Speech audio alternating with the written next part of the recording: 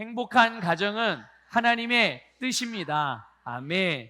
여러분 5월을 가정의 달이라고 그렇게 부르죠. 그리고 오늘은 어버이 주일입니다. 여러분 행복한 가정을 위해서 나라도 그렇고 사회, 지역 사회도 그렇고 이런 모든 것들을 이 우리의 주변에 모든 살아가는 삶의 환경들 속에서 보게 되면 굉장히 권장하고 또 지지하죠. 그리고 모든 사람들도 당연히 행복한 가정을 추구합니다.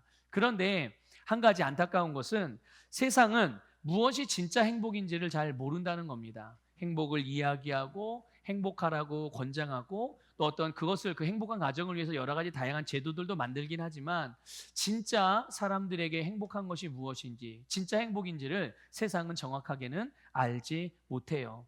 그렇기 때문에 이 행복에 대한 기준들이, 행복에 대한 그림이 나라마다 다 달라요.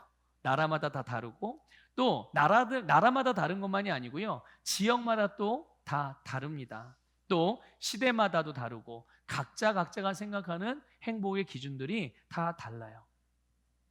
그래서 어떻게 하면 행복할 수 있나요? 물어보면 물어보는 사람마다 다 다르게 대답을 하고 나라마다 다르게, 학자들도 다 다르게 이야기, 철학자들도 다 다르게 그렇게 대답을 합니다. 하지만 여러분, 진리이신 하나님은 우리에게 참된 행복이 무엇인지 말씀해 주셨습니다. 우리에게 알려주신 거죠. 그리고 그 행복을 알려만 주신 것만이 아니라 실제로 그 행복을 우리에게 주셨고 그렇게 살아갈 수 있게 해주신 줄 믿으시기를 주님의 이름으로 축복합니다. 그래서 여러분, 하나님은 정말 전능하신 하나님이시죠. 만물의 창조자시고 우리의 영원한 하나님이십니다. 그렇다면 하나님께서 말씀하신 행복이 진짜 행복 아니겠습니까?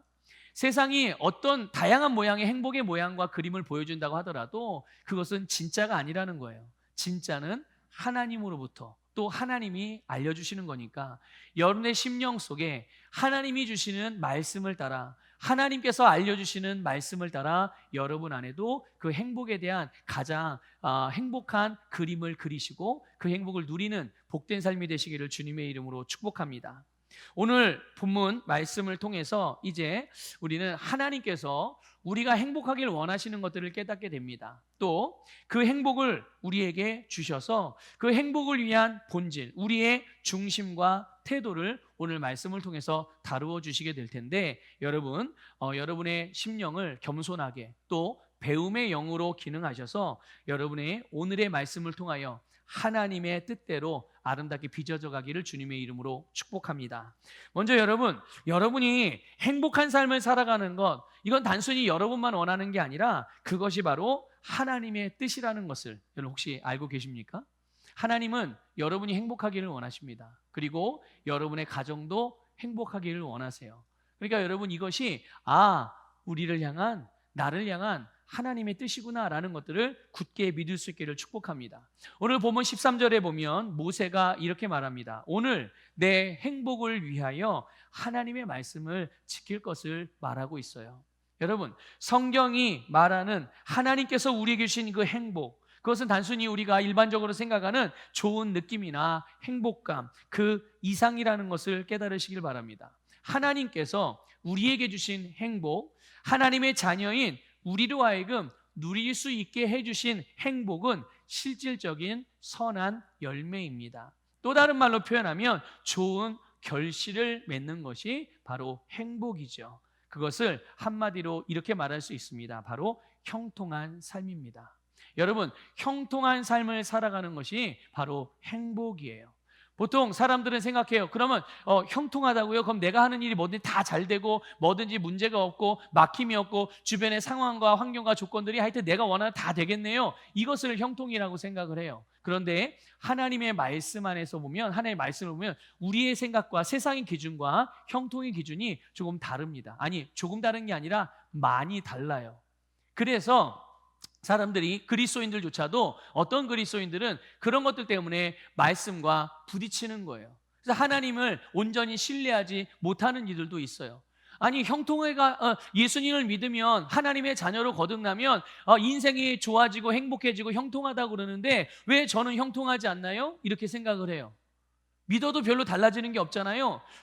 그러면 당신은 형통 어떻게 하면 형통하다고 생각하세요? 그러면 아니 내가 사업을 하는 것마다 잘 돼야 되고 내가 만나는 사람들마다 다 나를 좋아해주고 좋은 평판을 내가 얻고 또 내가 뭔가를 하고자 할 때 그것에 대해서 방해하거나 막힘이 없어야 되는데 나는 왜 내 사업이 잘 안 되고 나는 왜 직장 생활에서 이렇게 갈등이 있고 나는 우리 가정에서 이렇게 불행한 경험을 하고 그러면 나는 예수님을 믿지만 이거는 형통한 게 아니지 않나요? 이렇게 생각을 하게 되는 거예요.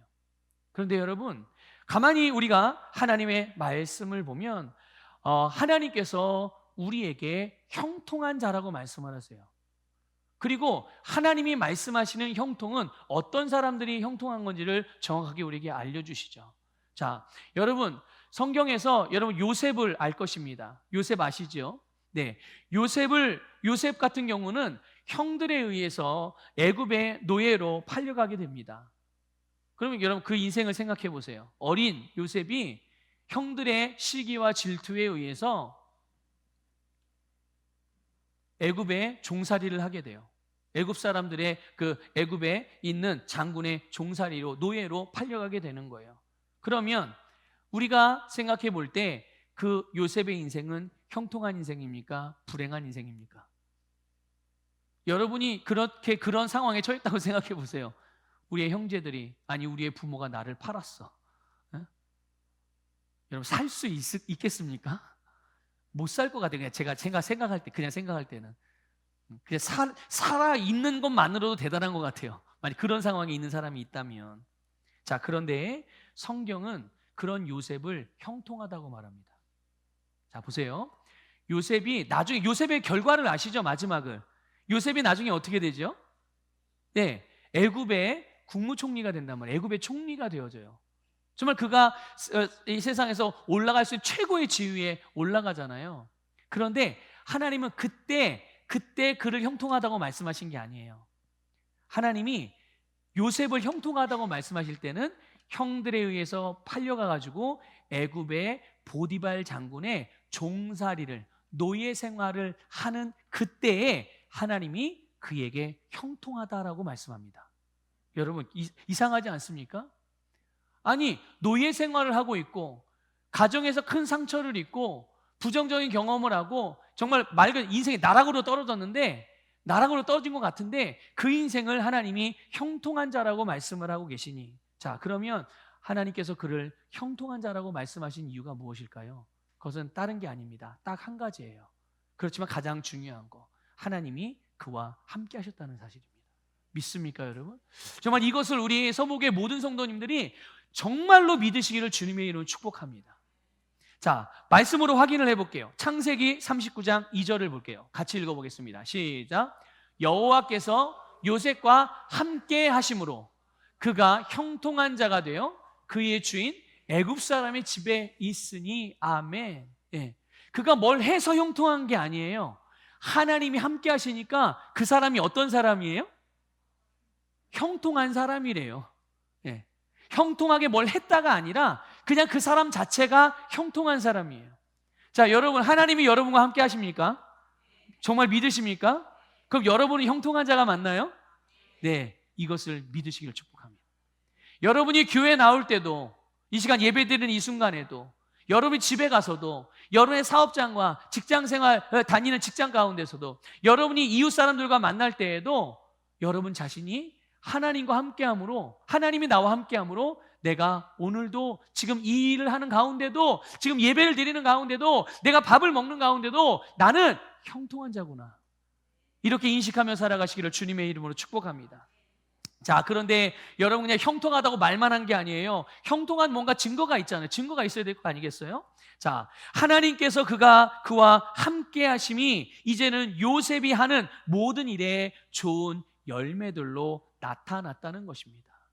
누군가가 뭔가를 만들어서 가져다 준 게 아니라 요셉이 하는 일들 가운데 좋은 열매들, 선한 열매들이 맺혀지게 되었다라는 것을 말씀해 주고 있어요. 창세기 39장 3절과 5절을 읽어보도록 하겠습니다. 같이 읽습니다. 시작. 그의 주인이 여호와께서 그와 함께 하심을 보며 또 여호와께서 그의 범사에 형통하게 하심을 보았더라. 그가 요셉에게 자기의 집과 그의 모든 소유물을 주관하게 한 때부터 여호와께서 요셉을 위하여 그 애굽 사람의 집에 복을 내리심으로 여호와의 복이 그의 집과 밭에 있는 모든 소유에 미치니라. 아멘. 여러분 보십시오. 하나님께서 함께 하시는 요셉이 자기가 해야 할 일들을 하고 있을 때 거기에서 하나님이 그를 복주심으로 그가 하는 일들 가운데서 선하고 아름다운 열매들이 맺혔다라는 것을 말씀해 주고 있어요. 자, 그러면 여러분, 하나님이 왜 보디발, 하나님도 알지 못하고 또 하나님을 믿지도 않고 아직 하나님이 택하지도 않은 그런 보디발 장군의 집에 왜 복을 내리셨냐는 거예요. 누구 때문이에요? 네, 요셉 때문입니다. 하나님이 보디발을 위한 게 아니라 하나님의 백성인, 하나님의 자녀인 요셉을 위하여 그가 하는 일에 형통하게 하셨다는 것을 믿으시기를 축복합니다. 여러분, 우리가 요셉의 삶에서 주목해야 할 일이 있어요. 그게 뭐냐? 그는 과거의 상처, 또 과거에 겪었던 억울함, 또 이해할 수 없는 고난 앞에서도 자신을 거기에다 묶어두지 않았다는 거예요. 내가 이럴 수밖에 없는 것, 내가 지금 힘들 수밖에 없는 거는 뭐 부모 때문이야, 형제 때문이야, 누구 때문이야, 뭐 나라 때문이야, 어떤 상황 때문이야, 내가 배우지 못한 것 때문이야, 뭐 때문이야, 이러지 않았다는 거예요. 자신의 마음을 옛사람에게 두지 않았어요. 과거에 붙잡혀서 하나님을 원망한다든지 또는 사람을 미워하는데 자기의 인생, 자기의 시간, 자기의 에너지를 거기다가 쓰지 않았다는 겁니다. 오히려 이 요셉은 오늘 지금 자기가 살아가고 있는 현재 그 자리에서, 자, 한번 물어볼게요. 지금 요셉이 사는 오늘, 또 요셉이 있는 그 자리, 요셉이 하고 있는 일들, 그 가운데 누가 함께 계세요? 옛날에 함께 하셨던 하나님이 아니라 지금 현재 함께 하시는 하나님. 그 하나님을 의지하고 그 하나님을 바라보고 하나님과 함께 하심으로 자기에게 주어진 삶의 자리에서 자기에게 맡겨진 일을 신실하게 해내고 있었다는 거죠. 그래서 요셉은 자기와 함께 하신 하나님을 인식하고 그 하나님을 경외하면서 하나님의 말씀을 의지하며 행했음을 기억하시길 바랍니다. 그러고 나니 그 결과로 선한 열매가 그의 삶의 전반에 풍성하게 나타나는 거예요. 여러분, 이것이 우리의 행복인 줄 믿습니다. 여러분, 이것이 우리의 행복인 줄 믿습니다. 내가 행복한지, 내가 행복하지 않은지, 여러분, 그 기준을 여러분의 느낌이나 여러분의 주변에서 벌어진 상황이나 환경에 둘 것이 아니라 또 다른 사람들의 평가, 다른 사람들의 말과 행동에 두는 것이 아니라 여러분, 영원히 변하지 않으시는 하나님께 두시기를 축복합니다. 그 하나님이 나와 함께 하심으로 우리는 형통한 자입니다. 여러분이 형통하려고 애쓰지 않아도 여러분은 형통한 자로 거듭났다는 것을 믿으시기를 축복합니다. 그래서 여러분들이 형통한 자이기에 여러분 형통하게 하시는 하나님의 말씀을 의지할 때마다 거기에서 선한 열매가 나타나게 되는 것이에요. 여러분, 하나님, 영원히 변하지 않는 하나님이 우리와 함께 계시고요, 그 하나님의 생명인 영생이 우리 안에 있는 줄 믿습니다. 그 생명으로 여러분을 형통한 자가 되게 하신 거예요. 여러분을 통해서 여러분의 가정이 행복하기를 하나님이 원하십니다. 믿습니까? 예. 여러분이 원하는 것보다 하나님이 더 원하신다는 것을 기억하십시오. 그래서 하나님은 지금도 오늘 저와 여러분과 함께 하시면서 우리의 행복을 위하여, 즉 우리의 삶과 우리의 가정에 선한 열매들이 풍성하게 나타나도록 역사하고 계심을 믿으시기를 축복합니다. 자, 그럼 하나님이 어떻게 역사하시나요? 그것은 다른 게 아니라 바로 하나님께서 우리의 행복을 위하여 말씀을 주심으로 역사하고 계시다는 겁니다. 여러분, 이것을 믿음으로 취하시기를, 믿음으로 받으시기를 주님의 이름으로 축복합니다. 여러분, 하나님이 우리에게 말씀을, 나를 위해서, 나의 행복을 위하여, 우리의 가정의 행복을 위하여 하나님이 말씀을 주셨다고요? 그러면 그 말씀에 대한 여러분의 생각과 관념이 추상적으로 같지 않기를 부탁을 드려요.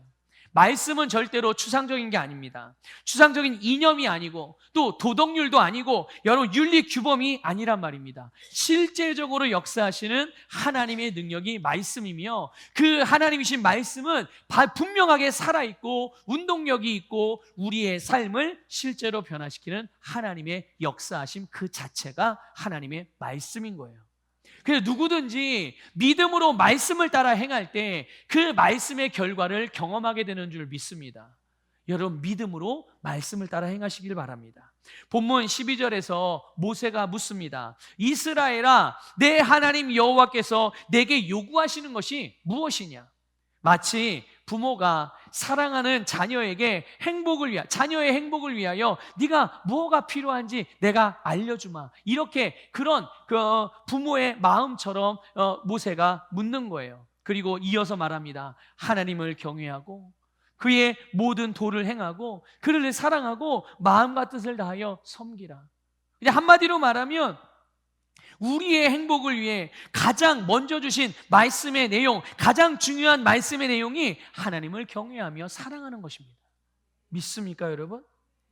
이것은 외적인 행동 규범이 아니고요, 바로 우리의 중심, 우리의 심령을 다루시는 말씀이에요. 우리의 심령으로부터, 내 안에서부터 하나님을 경외하고 사랑할 때 우리는 우리의 행동이 자연스럽게 열매로 나타나게 되는 줄 믿습니다. 그럼 당연히 그런 믿음의 행동은 당연히 믿음의 결과를 보게 될 수밖에 없는 거예요. 행동하려고 억지로 노력하고, 아니 뭔가를 결과를 만들어내려고 애쓰고 그렇게 형통을 만들어내려고 애쓰지 않아도 하나님이 우리를 형통한 자로 낳으셨기 때문에 우리가 이렇게 우리의 심령으로부터, 우리의 마음으로부터, 우리의 중심으로부터 하나님의 말씀을 따라 주님을 경외하고 사랑하면 우리의 삶에서 자연스러운 형통의 열매들을 보게 되는 것입니다. 여러분, 하나님을 경외하는 게 무엇이겠습니까? 하나님을 어떻게 하는 게 경외하는 걸까요? 여러분, 하나님을 경외한다는 것은 하나님을 하나님답게 여기는 것입니다. 하나님을 경외하는 마음이라고 한다면 하나님을 하나님답게 여기는 마음입니다. 여러분이 믿는 하나님, 여러분이 부르는 하나님, 여러분을 지으신 하나님은 과연 여러분에게서 어떤 분이십니까? 여러분이 믿는 하나님은 어떤 하나님이세요? 여러분이 알고 계신 하나님은 어떤 하나님이십니까? 히브리어 원어를 보면 이 경외라는 단어가 원어적인 의미는 두려움이라는 뜻이거든요. 원래 두려움. 그런데 우리가 일반적으로 이해하는 그 두려움은 공포, 무서움, 벌벌 떠는 거 이렇게 생각을 하거든요. 그런데 하나님을 경외한다라고 그렇게 표현할 때의 경외한다는 의미는 깊은 공경, 존중을 의미하는 겁니다. 아주 깊은 공경하는 마음과 존중하는 마음으로 대하는 중심을 말하는 거예요. 여러분, 조금 전에 여쭤봤잖아요. 하나님이 여러분에게 어떤 분이신가? 여러분, 하나님은 창조주이십니다. 우리는 그분의 피조물이며 또 그분의 자녀이죠. 하나님은 만왕의 왕이시고 만유의 주시며 모든 만물을 다스리는 분. 오늘 본문에서도 표현됐듯이 만물이 다 누구의 것이에요? 네, 맞습니다. 하나님의 것입니다. 만물이 다 하나님. 그런 하나님을 여러분 생각해 보세요. 그런 하나님을 묵상해 보십시오. 그 하나님 앞에 저절로 자연스럽게 머리가 숙여질 수밖에 없지 않습니까? 그 하나님 앞에 당연히 겸허하게 준비될 수밖에 없는 것이 너무나도 자연스러운 우리의 반응이 될 것입니다. 또 여러분, 그런 하나님과 우리가 어떤 관계예요? 그런 하나님과 여러분이 어떤 관계입니까? 예수 그리스도를 믿음으로 우리는 하나님의 자녀가 되었습니다. 자녀로 거듭났고요. 또 하나님이 우리를 새로운 피조물로 지으셨습니다. 우리는 새로운 자예요. 또 하나님께서 우리에게 예수님의 권세를 주셔서 왕 같은 제사장으로 이 세상에서 다스리며 살아가게 하셨습니다. 하나님과 세상에서 예수님과 같이 중보의 사명을 감당하며 복음을 전파하게 하셨죠. 그래서 믿으십니까, 여러분? 바로 여기에 이것과 이런 것들과 합당하게 하나님을 하나님과 하나님답게 공경하며 섬기는 것이 하나님을 경외하는 거예요. 이렇게 하나님을 하나님답게 경외하는, 공경하는 이들은 하나님께서 세우신 모든 관계와 그 질서들과 그 모든 것들을 소중하게 여기죠. 그렇기 때문에 하나님을 경외하는 사람은 가정에서도, 특히 부모와의 관계에 있어서도 하나님의 말씀을 따라서 부모를 공경하는 것입니다. 그러니까 하나님 말, 오늘 어버이 주일이니까 이게 부모님과 연결해서, 부모님을 공경하는 것과 연결해서 적용점을 말씀을 드리는 거예요. 여러분 14절 15절을 보면 만물이 모두 하나님께 속한 것이라고 말씀하고 있습니다. 만물이 다. 너무나 당연하신 말씀이죠. 그렇죠? 너무나 하나님이 지으셨으니 당연히 하나님께 모든 것이 속해 있습니다. 자, 그런데 하나님이 오직 내 조상들을 기뻐하시고 그들을 사랑하사 그들의 후손인 너희를 만민 중에서 택하셨다라고 말씀하고 있습니다.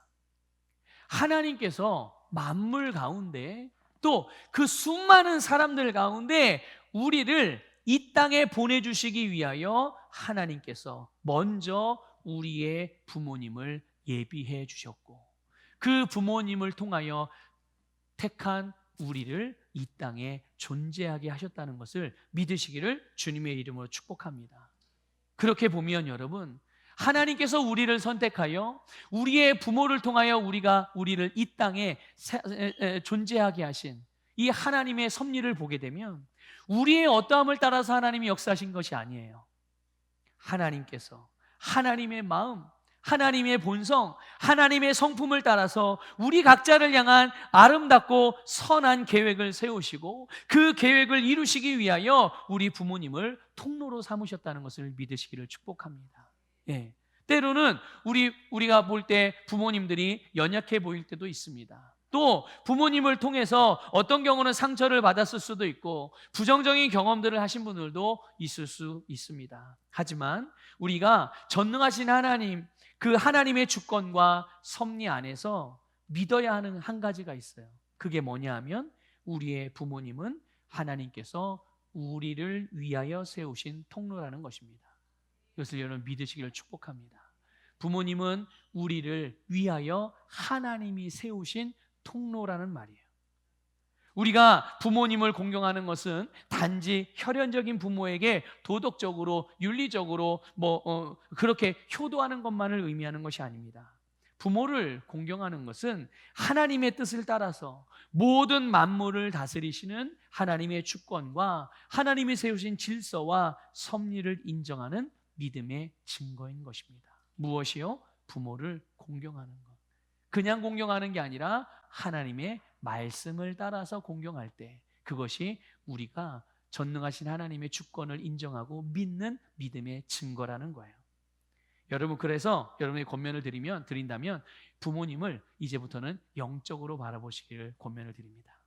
부모님을 여러분 영적으로 보십시오. 그리고 부모님을 대하는 태도에 있어서도 주님의 주권과 선택이라는 믿음의 시각, 영적인 관점으로 바라보고 그렇게 부모를 섬기는 지혜로운 성도들이 되시기를 주님의 이름으로 축복합니다. 자, 그러면 거기에는 하나님이 약속을 주셨어요. 약속. 하나님께서 주신 계명 중에 약속 있는 첫 계명 믿으십니까, 여러분? 예. 그 약속이 무엇입니까? 그 약속이 바로 그들이 살아가는 땅에서 잘되고 장수하는 복입니다. 믿습니까? 예. 이 땅에서 살아가는 삶의 형통을 하나님께서 하나님의 말씀을 따라 부모를 공경하는 자들에게 하나님께서 주신 약속. 그래서 말씀을 따라 우리가 부모를 바르게 공경하게 될 때 우리는 이 땅에서 형통한 삶을 살아갈 수 있으며 그 형통은 곧 우리가 행복하길 원하시는 하나님의 뜻의 성취라는 것을 믿으시기를 축복합니다. 하나님의 선하신 뜻이 우리의 삶에, 우리의 가정에 선한 열매로 나타나게 되는 줄 믿습니다. 하나만 더 권면을 드리면 여러분, 딱딱한 마음을 부드럽게 하시기를 주님의 이름으로 축복합니다. 오늘 본문 16절을 같이 읽어보겠습니다. 함께 읽습니다. 시작. 그러므로 너희는 마음의 할례를 행하고 다시는 목을 곧게 하지 말라. 아멘. 모세가 하나님의 백성들을 향하여서 마음의 할례를 행하라 이렇게 도전을 했습니다. 여러분, 마음의 할례를 행하라는 말은 완고함을 버리라는 뜻입니다. 마음에서 딱딱함, 마음의 완고함을 버려라 이렇게 말하는 거예요. 이 부분을 예수님의 표현을 빌려서 말씀을 드린다면 예수님과 같이 온유하고 겸손하라는 것입니다. 우리의 중심이 온유하고 겸손하게 하라는 거예요. 우리가 어떻게 온유하고 겸손한 마음을 가질 수 있으며 어떻게 온유하고 겸손한 사람이 될 수 있는가? 어떻게 마음의 할례를 행할 수가 있겠는가? 여러분, 에스겔 36장 26절 27절을 읽어보겠습니다. 같이 읽을게요. 시작. 또 새 영을 너희 속에 두고 새 마음을 너희에게 주되 너희 육신에서 굳은 마음을 제거하고 부드러운 마음을 줄 것이며 또 내 영을 너희 속에 두어 너희로 내 율례를 행하게 하리니 너희가 내 규례를 지켜 행할지라. 아멘. 여러분, 이 말씀을 보면 하나님께서 무엇을 주신답니까? 우리에게 새 영을 주시고 새 마음을 주신대요. 그리고 또 하나님의 영을 우리의 속에 거하게 하신답니다. 그래서 그 내 안에 거하는 하나님의 영이 우리에게 무슨 일을 행하세요? 하나님의 말씀을 행할 수 있게. 이거를 하나님께서 하나님의 백성들에게 약속을 해주셨습니다. 믿습니까? 이게 바로 이렇게 되는 게 마음의 할례거든요. 진정한 마음의 할례. 자, 그러면 이것을 하나님께서 어떻게 하나님의 백성들에게, 아니 단순히 하나님의 백성들, 이스라엘 백성들에게만이 아니라 아브라함의 혈연적인 혈통의 후손들만이 아니라 모든 사람들에게 어떻게 이 하나님께서 말씀하셨던 에스겔 선지자를 통해 주신 이 약속의 말씀이 어떻게 이루어졌냐는 거예요. 이것이 어떻게 사람들에게, 오늘 이 시대를 살아가는 사람에게 주어졌냐는 것입니다. 바로 예수 그리스도를 믿음으로 거듭나는 것입니다. 믿습니까? 예수 그리스도를 믿음으로 거듭나는 것이 곧 마음의 할례를 행하는 것입니다. 예수 그리스도를 믿음으로 죄에 대하여 죽고 의에 대하여 산 자가 되는 것이 곧 마음의 할례를 행하는 거죠. 죄의 본성이 제거되어지고 하나님의 의의 본성을 가진 영생으로 거듭나서, 그래서 거듭난 심령 안에 하나님의 영이신 성령님이 거하심으로 하나님의 말씀에 항상 믿음으로 반응할 수 있는 새로운 피조물이 되는 것이 곧 마음의 할례를 행하는 것임을 믿으시기를 축복합니다. 여러분, 오늘 우리는 예수 그리스도를 믿음으로 새로운 피조물이 되었습니다. 여러분, 마음의 할례가 단행되어졌습니까? 마음의 할례를 받으셨습니까? 네, 그렇죠. 마음의 할례를 우린 이미 받았습니다. 그래서 우리는 우리 안에 거하시는 성령으로 말미암아 항상 성령의 인도를 따라 말씀에 믿음으로 반응하게 되는 거죠. 그런데 이게 저절로 안 될 때가 너무 많아요. 그렇죠? 이미 우리의 영 안에는 하나님께서 우리에게 주신 정말 하나님의 거듭난 우리의 영을 구원해 주셔서 우리는 완전한 하나님의 자녀가 되었어요. 그런데 아직 변화되지 않은 부분이 있죠. 어느 부분이 아직 변화가 덜 됐습니까? 앞으로 계속 변화되어야 되는 부분이 바로 우리의 생각과 우리의 육신의 습관들입니다. 이것들이 아직 완벽하게 구원을 받지 못한 부분들이 있는 거죠. 그래서 우리는 어떻게 합니까? 그래서 말씀으로 지속적으로 우리의 사고방식을 변화시켜 나가는 겁니다. 우리의 하나님의 말씀으로 우리의 육신의 습관들을 돌이키면서 바꾸면서, 그게 회개 아니겠어요? 그렇죠? 우리가 잘못된 길로 갔다가 또 잘못된 일을 행했다가 다시금 돌이켜서 말씀 안으로 들어오는 것이 바로 우리가 하는 회개입니다. 주님께서 우리에게 하라고 하신 회개가 바로 그런 말씀으로 돌이키는 거예요.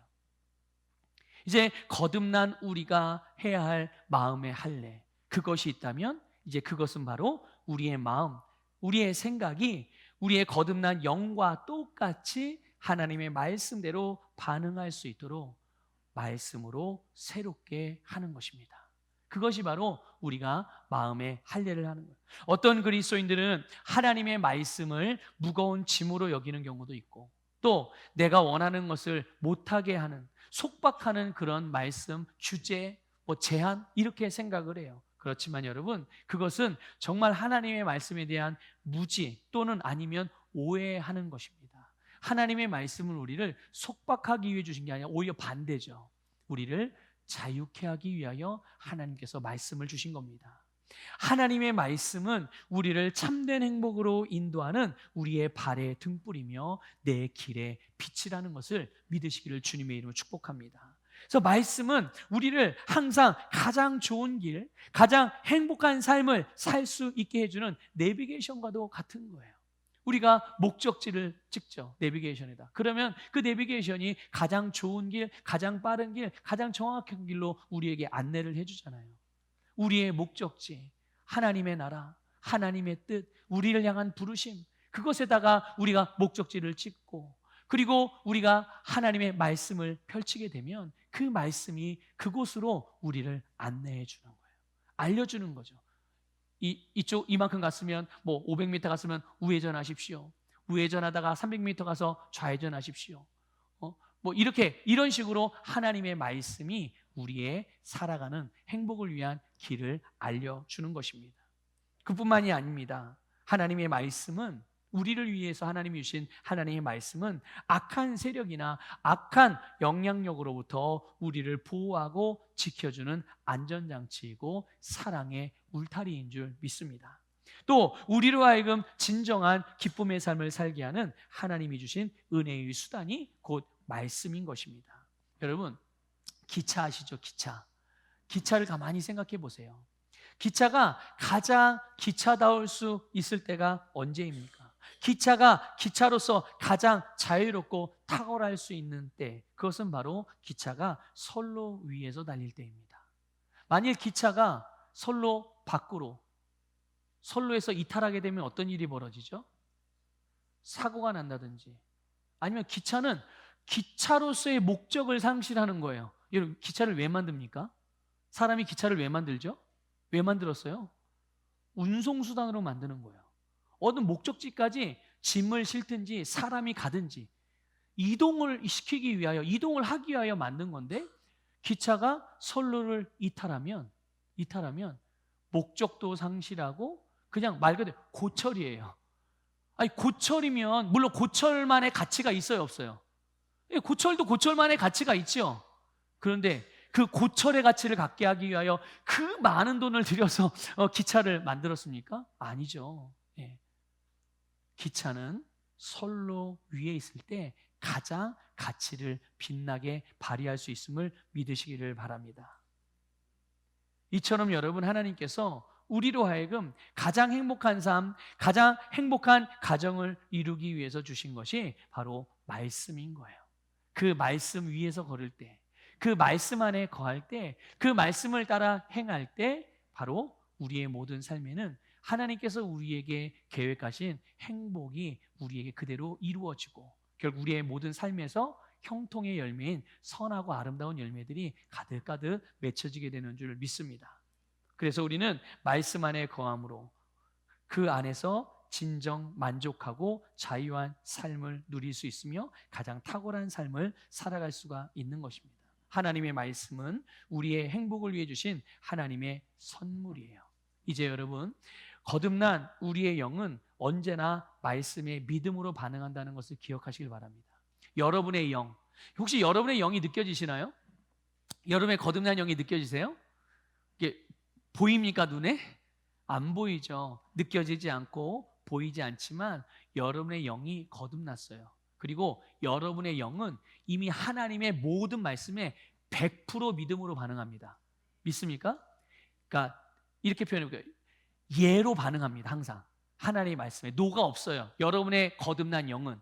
근데 우리의 생각이라든지 우리의 어떤 육신의 이 감각적인 반응들이 아직 말씀으로 변화되지 않은 부분이 있을 때는 우리의 영이 하나님의 말씀에 그렇게 100% 완전하게 완벽하게 영으로 반응하는 것과는 다르게 하나님의 말씀에 완전히 동의하지 못하는 경우도 있고, 그 우리의 거듭난 영처럼 완벽하게 100% 믿음으로 반응하지 못하게 되는, 않게 되는 일들이 일어나게 되는 거예요. 그렇지만 여러분, 우리는 그래서 아까도 말씀을 드렸지만 우리의 마음, 우리의 생각을 말씀으로 부드럽게 만들어야 될 필요가 있는 겁니다. 이게 바로 이미 거듭난 그리스도인들의 마음의 할례를 행하는 방식입니다. 그래서 우리가 로마서 12장 2절의 표현대로 말씀으로 마음을 새롭게 함으로 변화를 받으십시오. 마음을 새롭게 함으로 변화를 받으셔야 되는 거예요. 여러분, 마음을 변화시키는 거는요, 다른 방법이 없습니다. 지름길이 없어요. 오직 말씀으로만 마음이 새롭게 될 수가 있어요. 여러분, 부모를 공경하라는 하나님의 말씀, 이거를 고리타분한 잔소리로 여기지 않기를 축복합니다. 이 말씀을 나의 행복을 위한 하나님의 선물로 받으셔서 믿음으로 그 결과를 반드시 보시기를 축복합니다. 부모를 공경하는 것은 오늘 어버이날 또는 어버이 주일 이런 하루의 이벤트가 아니고요. 항상 공경하십시오. 항상. 그래서 하나님의 말씀 앞에서도 그렇지만 부모님의 말씀 앞에서도 부모님의 대화 가운데서도 부모님을 대하는 마음 가운데에도 굳은 마음이 아니라 부드러운 마음으로 할례받은 마음으로 반응할 수 있기를 권면을 드립니다. 그래서 자녀들은 부모를 가르치려고 하지 마시고 존중하는 마음으로 늘 감사를 표현하고 사랑으로 섬기시기를 축복합니다. 이것이 하나님을 경외하고 사랑하며 섬기는 믿음의 삶인 거예요. 여러분이 행복하게 살아가는 것이 하나님의 뜻입니다. 여러분의 가정이 행복한 것이 하나님의 뜻입니다. 그 뜻이 오늘 여러분 모두의 가정 위에 또 여러분의 모든 삶 가운데서 온전히 이루어지기를 주님의 이름으로 축복합니다.